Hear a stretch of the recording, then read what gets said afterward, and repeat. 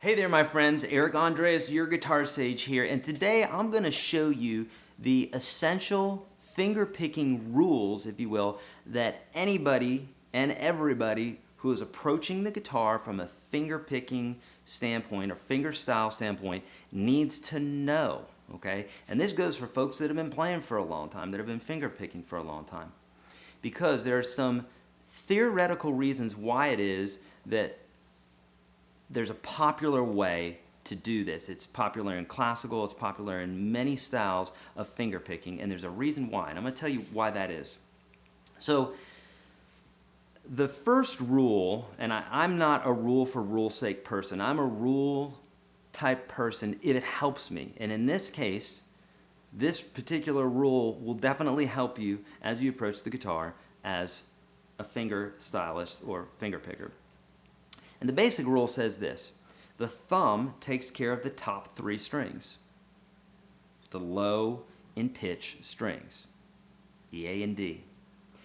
And fingers 1, 2, and 3 take care of strings 3, 2, and 1 respectively. So if I had my hands laying on the strings, it would look something like this. So you see my thumb here is on the 6th string, and fingers 1, 2, and 3 are on strings 3, 2, and 1. Okay. Now what I'm doing right here with my hands rested, this is called resting position. And this is a very important and often overlooked part of this whole bit. When I'm playing guitar, sitting in front of the TV, practicing, whatever I'm doing, if I'm holding the guitar and I'm getting ready to finger pick, I always line up like this. I put my fingers on the strings. And the reason I do that is because it's basically a starting point of being in the correct place without having to look and evaluate here. I can just put my hands on the guitar, put myself in resting position, and I can move my fingers accordingly if I need to, but it all has to do with being in the resting position. Okay? So now the reason that the thumb is taking care of all these three strings is typically the bass lines of any particular piece of music does not move as quickly as the melody line. Now these are all rules of thumb, but that's why the thumb can take care of the bass a lot of times, okay? And the three fingers would take care of the melody strings. Now, with everything that I'm going to tell you here, these are rules of thumb, and we can break these rules, but typically you want to have a good reason as to why you're doing it, because you can develop lazy habits just because things are easy. So I see a lot of people finger pick with two fingers, not to say that they can't play music well, because you can. You know, it's all about the ears. It's not necessarily about how you're doing it, but again, these techniques are there to help you, okay? So I have a PDF attached to this lesson, and you're going to see letters on there, P-I-M-A. You're going to see that a lot. And basically it goes like this. Your thumb is the P, your index finger is the I, your middle finger is the M, and your ring finger is the A. This is how you can remember it. Think about a guitar pick or plectrum as your thumb. So if I had a pick in my hand, I would have the pick between my index finger and my thumb. So think of that as plectrum or pick. Obviously index for I, M for middle. And think about your ring finger as annular. That's what they call annular. Or think about it as anniversary. Okay? Now, P-I-M-A, that's going to be your code. You're going to see this throughout classical and other literature. And the exercises here are going to be based on that. So, the first and most basic exercise, what you're going to do is you're going to put your thumb on the 6th string here, and you're going to put fingers 1, 2, and 3 on strings 3, 2, and 1.